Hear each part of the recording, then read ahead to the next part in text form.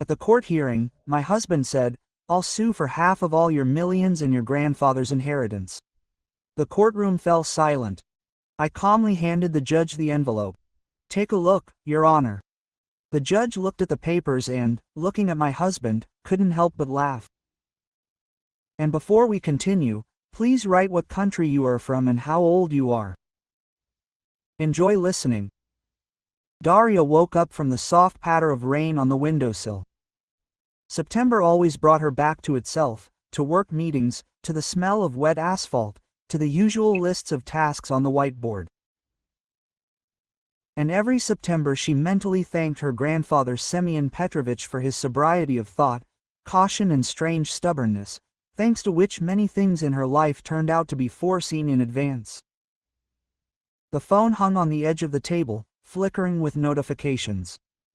"Attorney Neverov, I confirm the time of the hearing." No excitement, no twitching in her hands, just calm, like before an important presentation to investors. At such moments, Daria always remembered one phrase of her grandfather: "Hustling is a bad lubricant for mechanisms. They only get warm from it." Quote.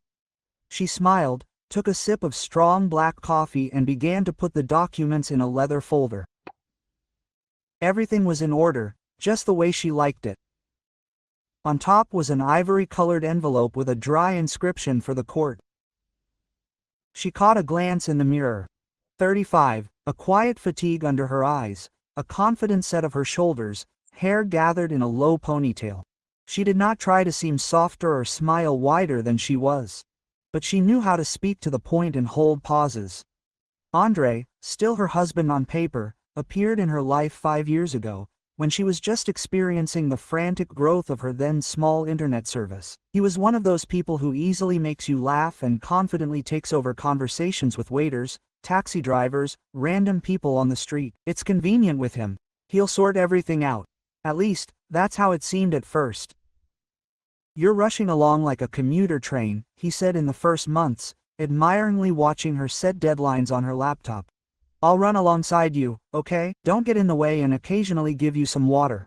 Quote. His charming ease seemed like support then. He really served water, brought coffee, pretended to help. Then his projects began to appear, which for some reason needed her money and her contacts. He said phrases like, "You won't lose anything, and we have a family, what's mine, yours," in a soft voice, evenly, almost jokingly. And when she got tired and pushed the laptop away, he went to the kitchen and clanged pots. Not that he cooked, rather he created a background of care. Daria thought for a long time that this was temporary. Andrei would find something to do seriously. But year after year passed, and his fundamental flexibility in business turned into the ability to always slip between obligations. He loved the house, but he loved it like a hotel. He loved money, but he loved it as a confirmation of his own attractiveness. Daria did not understand this at once, and when she did, she said out loud, "Andrei, I need a partner, not a connoisseur of the sofa." "I also need a partner, Dasha," he answered softly. "A partner who trusts." The words divorce had not yet been heard. They went to a family psychologist, argued about responsibility and external recognition, carried glasses of water to each other as a sign of reconciliation. But the cracks in the conversation invariably led to the same thing. Andrei was used to considering what appeared in their house as natural due to her work. And one day, in irritation, he said something that he later tried to turn into a joke for a long time. "Come on, yours is ours. You will blame everything on me anyway, as a wife." Daria fell silent, and the pause compressed like a spring. She realized that she had heard not a slip of the tongue, but a conviction. Semyon Petrovich in her memory was a quiet but memorable person. An engineer of the old Soviet school, who loved drawing boards, blueprints and thick pencils. He was not rich in the classical sense. He built boiler houses and bridges in small towns, received certificates and reprimands, and later a pension. But he understood the structure of cities, cars, people. When the country began to change, he somehow confusedly but cleverly found himself among those who privatized a small factory producing valves and a dozen garages in time. You have to balance, he said, and always kept a kopeck in his pocket for ice cream for his granddaughter. The house he built on a plot of land by the river was modest and stubborn, like himself, low, with an attic, with a steep wooden staircase, which he looked after like a younger son. In the summer, the house smelled of apples and dampness, in the winter, of a stove. When Darya came to visit him in the village, as they jokingly called this place, he would bring out a thick notebook with squared paper and teach her to write down her expenses. As long as your notebook is a mess, your balance will not balance in life, he repeated. It seemed funny to her then, but she patiently shaded each column. When Darya turned 23 and her student project unexpectedly took off and turned into her first small business, her grandfather said, "Well done. Now I'll have to learn a second one, to protect this." Quote, and he suggested meeting with a lawyer he knew, to win her over. It wasn't for the sake of paranoia, but for the sake of architecture. A sturdy building has a good connection of concrete and reinforcement. So Darya acquired a strange knowledge. What is a trust? How does a gift differ from an inheritance? Why is it important? Who is the intellectual property registered to? And why should copies of all contracts be kept in a fireproof safe, albeit a tiny one? Then it seemed to her another of her grandfather's feelings, but later it turned out to be fateful engineering. Semyon Petrovich died quietly, leaving Darya a letter. You always move forward. I thought about what would happen if those who were too lazy to walk alongside you tried to interfere. Don't give them false hope. The letter contained the notary's contacts and the schemes. Not basement schemes, but carefully executed documents. A trust fund, a will with reservations, a deed of gift of a part of the property, cash needs and use at discretion. Everything was honest, transparent and a little tricky, just as Grandpa liked. Will they understand? Darya then asked the elderly notary, smiling and tired. Understanding is not a legal term, he answered. But your documents are arranged correctly. You are the beneficiary, you are the owner. And this is not a subject of dispute. She put the papers in an envelope for the court back then, not knowing whether it would be useful, and put the envelope in the safe, as Grandpa taught her. She and Andrei officially decided to divorce when another of his projects failed. He came home in the evening, threw his cap on the table, sat down, leaning his shoulder blades against the living corner of the sofa and said, I urgently need 20,000 for a couple of weeks. For you, a couple of weeks is a flexible unit of measurement, Darya answered quietly. And this is not an investment, but the closure of someone else's debts. We are a family, he said sharply and immediately softened. Don't start. You know, we are regrouping now, and then she saw a beautiful presentation on 40 slides, where on the 9th the logic disappeared. She saw how his eyes changed when it came to other people's resources, accessible by right of intimacy, and suddenly she clearly clenched her fingers. I won't do it anymore. You won't? What? I won't give you money, I won't believe in a couple of weeks, I won't explain the obvious. Andrei, we are getting a divorce. At first he laughed, as a person laughs who has never faced a real refusal. Then he realized that this was not a game, and the word divorce would not echo the phrase. We'll think about it after the vacation. Do you think you'll leave, slam the door and take everything with you? He said in a different voice. I'm not a whipping boy. You owe me. Not in the sense of owe, he immediately corrected himself, but in the sense of a human being. I have invested years of connection in myself. He made a broad gesture with his hand. I have the right. And I will take it. I will sue for everything that is due. And not only, your grandfather's house too. Do you think that since I re-signed the papers, I will be left with nothing? No, I came for what is due to me. Millions and my grandfather's inheritance. Darya looked at him calmly, as if checking whether the person in front of her was alive or already a set of reflexes, and suddenly felt not a terrible cold, but a clear emptiness. In this story, she no longer has anything to protect except documents and her boarder. She nodded. Okay, she said. See you in court. Judge Orlova was known for her directness and gentle irony. She was not afraid of loud statements and sincere tears. She listened attentively, squinted, asked short questions, understanding things that in everyday life people call personal. She knew how to separate the personal from the legal and appreciate what people bring with them: papers, photos, certificates, promises, videos of children laughing on their phones. But most of all, she respected those who were truly prepared. Divorce, she clarified with the secretary, leafing through the files. Orlova, Daria and Andrei's case. So, lawyer Neverov is with her. Okay. 3 people entered the courtroom. Daria herself, her lawyer, and Andrei. He came with a friend, a broad-shouldered and talkative man, who waved his hand at the entrance. Come on, show them. Andrei was confident, or at least he tried. His suit fit well, his hair was neatly combed. He smelled of expensive cologne, the way people who like to make an impression smell.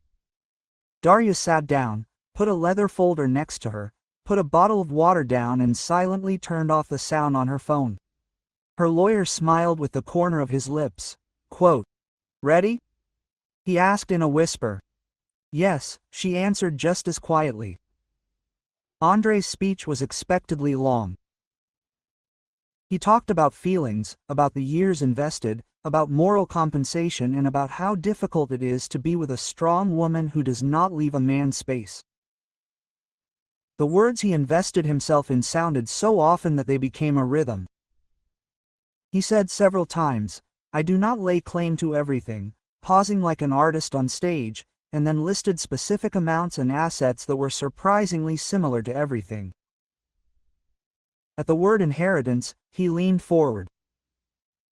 And her grandfather's house, and the plot, and everything there, it is part of the general well-being on which our family was built. I demand justice, and I am ready to prove that I have the right. The courtroom was quiet. Even the creak of the bailiff's chair seemed sharply loud. Judge Orlova put her pen on the table, looked at Andrei over her glasses and said, "Are you finished, for now?" "Yes." Andrei smiled reservedly. "But if you allow me, I will still have clarifications on some positions." "Let's clarify," the judge nodded. "First, let's hear from the other side." Lawyer Neverov stood up and said briefly, "Honorable Court, before answering the emotional part of the statement, allow me to hand you the documents that are directly related to the subject of the dispute." He took out that same envelope. The judge took it, opened it, and examined the contents. It contained everything: the certificate of registration of Daria's company, dated several years before the marriage, the charter, where the name of the beneficiary and owner did not change, documents of the trust fund created by the grandfather, a will with a clause on personal use, excluding confusion with jointly pressed, a deed of gift of a portion of the property, certified by a notary 6 months before the wedding. Receipts, bank statements showing that all key purchases were made using Daria's personal funds. And separately, simple, almost touching sheets of paper from her grandfather's notebook, expenses for repairs, roofs, the purchase of bricks in 2009. The latter were not legally significant in themselves, but spoke of how this family was accustomed to counting. Judge Orlova turned a couple more pages, lingered on the notary's signature, on the dates, on the attached copies of the registration statements. Then she looked up, and in them flashed that same ironic calm for which she was respected. Quote, "Andrei," she said, "you understand that you are arguing with the facts." "What facts?"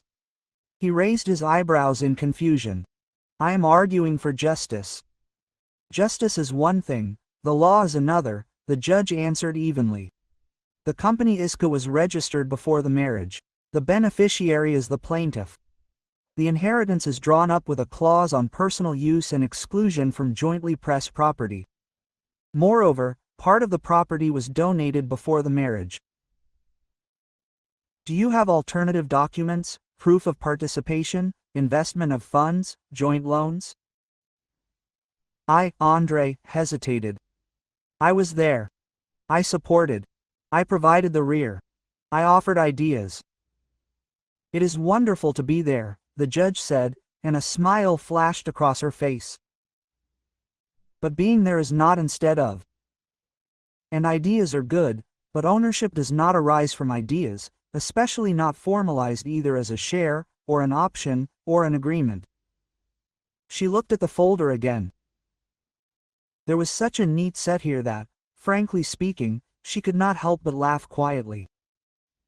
Not maliciously, but sincerely. "Forgive me, I am not often pleased with such an order. I see that your claims to millions and inheritances are not legally supported. This is not a question of emotions, it is a question of documents."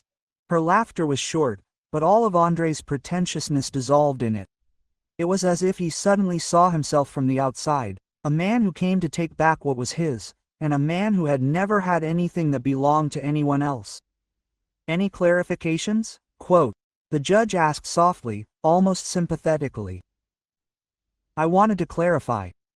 Andre frantically flipped through his sheets of paper, where there were printouts of correspondence, photographs from joint vacations, receipts for the purchase of cuttings for the garden. "That I bought cuttings for the plot." "That's great," nodded the judge, "but they, as far as I understand, cost 1,500 rubles. In this case, we operate with different values." Someone in the courtroom coughed, someone looked away so as not to smile. Daria sat straight, listened, as if it was not about her, and felt how something tight, long compressed, was straightening out inside. Not gloating or relief, rather confirmation. She did everything right. She respected her grandfather's caution, herself and her case. "The court is retiring to deliberate," said the judge. And the click of the door sounded like the click of a switch. The tension in the courtroom died down. In the corridor, Andre caught up with Daria. His smile disappeared somewhere. The corners remained lips, harshly lowered down.